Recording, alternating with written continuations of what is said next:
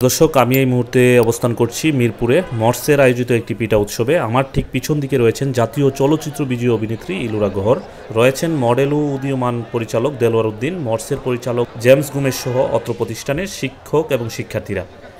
আমি সরাসরি চলে যাব অতিথি এবং শিক্ষার্থীদের কাছে, জানাবো তাদের কথা। ঠিক সেই রকম মনে হচ্ছে যে আমি নির্লিপ্তভাবে মনে হয় ছোটবেলায় ফিরে গেছি সত্যিকারের। আবার আমাদের শাড়ি খুলে আমি সালোয়ার কামিজ পরি এবং মর্সের হয়ে যেখানকার ধর্মের থেকেও সবচেয়ে উপরে মানুষ এবং আমাদের পিঠা উৎসব। আমাকে যখন একটা টিভিতে এইবার আন্দোলনের পরপরই যখন আমার বিশাল একটা সাক্ষাৎকার দেয়, আমাকে বলেছিল যে আপনি যদি উপদেষ্টা হতেন, প্রধান উপদেষ্টা, আপনি কী হতে চান? আমি বলেছিলাম আমি কৃষিবিদ হতে চাই। আপনারা যে কেউ এটা দেখবেন, এটা যে কোনো চ্যানেলে, ইউটিউবে ভীষণভাবে ভয়ালভাবে, কারণ আমি উপদেষ্টা হতে চাইলে প্রথমেই কৃষিকাজে আমি মন দেব। তো আজকে পিঠা উৎসবটা গোমেশ ভাই, টেলর ভাই সবাই মিলে এবং যারা এখানটার অনেক বড় পাশ করে গেছেন, এখন বাইরে কাজ করছেন, তারাও এই উৎসবে যোগদান করেছেন। যারা সোলার কাগজ দিয়ে বা কিসের বক্স দিয়ে রোবট বানিয়েছেন এবং এক একটা নামের ক্ষেত্রে, পিঠার নামের ক্ষেত্রে। এবং আমি আমার এখানে ছোট্ট একটা কথা বলেছিলাম, ভাষণের মতো অ্যাড্রেস যেটাকে বলে, আমি বলছিলাম আমাদের বিবিখানা পিঠা, কারণ কেকের সাথে তুলনা করলে বিবিখানা পিঠা কিন্তু ভিক্টোরিয়াও বলেছিলেন যে অনেক উঠবে। এবং ভিক্টোরিয়ার কথার মাধ্যমে কিন্তু প্রকাশ পায় ভিক্টোরিয়া কিন্তু পরবর্তীতে উর্দু গ্রহণ করেছিলেন এবং তার মারা যাওয়ার পরপরই ওমর, যে ওনার শিক্ষক ছিলেন, ওমরকে বিতাড়িত করা হয়। সুতরাং কী পরিমাণ আমাদের শক্তিশালী আমরা, যে রানী ভিক্টোরিয়া আমাদের কাছে নতজানু হয়েছিলেন এবং তিনি উর্দু ভাষায় চিঠি লিখতেন। ওই চিঠি অনেকদিন পর্যন্ত বন্দী ছিল।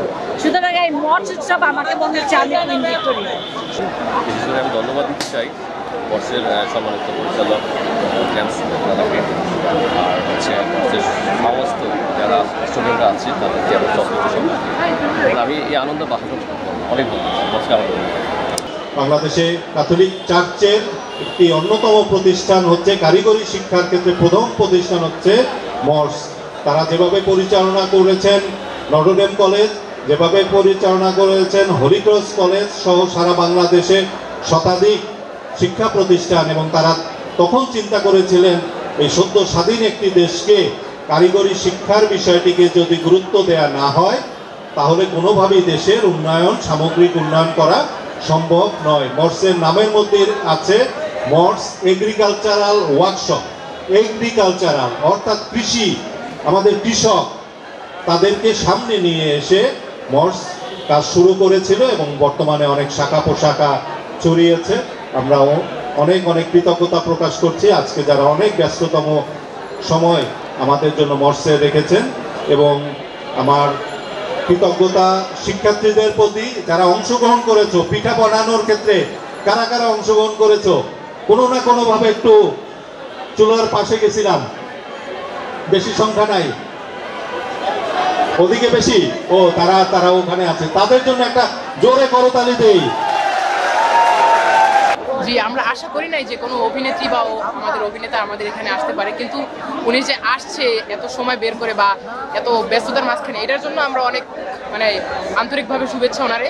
তো অনেক ধন্যবাদ ওনাকে আমাদের এত ওনার ব্যস্ততার মাঝে আমাদেরকে সময় দেওয়ার জন্য। আর পলিটেকনিক লাইনে এরকমভাবে একটা অনুষ্ঠান হওয়া সত্যি বলতে গেলে অনেক রেয়ার একটা জিনিস। আরও আমরা নাচ গানা করতে পারছি, আমাদের বক্স ছাড়তে পারছি, আমরা নিজেদের মতো আনন্দ করতে পারছি। এর জন্য স্যারদের আমাদের পক্ষ থেকে আন্তরিক শুভেচ্ছা। খুব আনন্দ লাগছে এত বড় উৎসবে। আজকে আমরা সবাই, সব বন্ধু বান্ধব, বড় ভাই, তারপরে যারা বিদায় নিয়ে গেছেন তাদের সকলকে আমরা একত্রিতভাবে দেখতে পাচ্ছি। এতে আমরা মর্স পরিবারের একজন সদস্য এত বড় উৎসবকে আমরা সত্যিকারের অর্থে সবচেয়ে বেশি আনন্দিত।